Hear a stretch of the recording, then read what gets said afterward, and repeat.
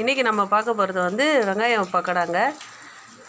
வெங்காயம் பக்கோடா போலான்னு இதுக்கு வெங்காயம் 2 வெங்காயத்தை சின்ன சின்னதாக கட் பண்ணி வச்சுருக்கேன். அதில் கொஞ்சோண்டு கொத்தமல்லி,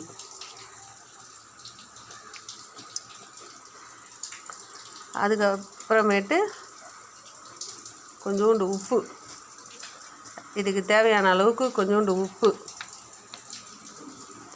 அப்புறம் ஒரு 2 ஸ்பூன் அளவுக்கு மைதா மாவு, அப்புறம் ஒரு ஸ்பூன் அளவுக்கு அரிசி மாவு. இதை போட்டு இது எல்லாத்தையும் நல்லா மிக்ஸ் பண்ணணுங்க.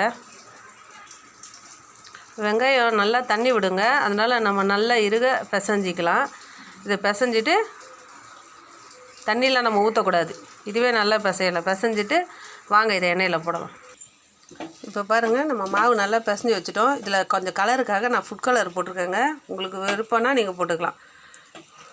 இதை நம்ம உருண்டையாக உருட்டி வெங்காயம் போண்டா மாதிரியும் நம்ம போடலாம், தனித்தனியாக போட்டு வெங்காய பக்கோடா மாதிரியும் போடலாம். இப்போ பாருங்கள், அடுப்பில் எண்ணெய் காஞ்சிருச்சு, நம்ம இதை போட போதும்.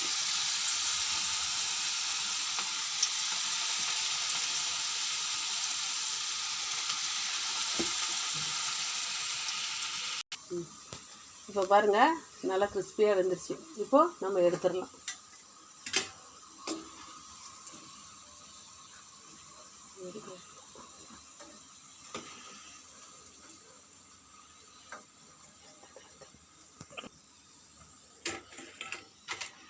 இப்போ பாருங்கள், நம்ம சூப்பரான வெங்காய பக்கோடா ரெடி. உங்களுக்கு இந்த வீடியோ பிடிச்சிருந்தா எங்கள் சேனலை சப்ஸ்கிரைப் பண்ணி பாருங்கள். தேங்க்யூ.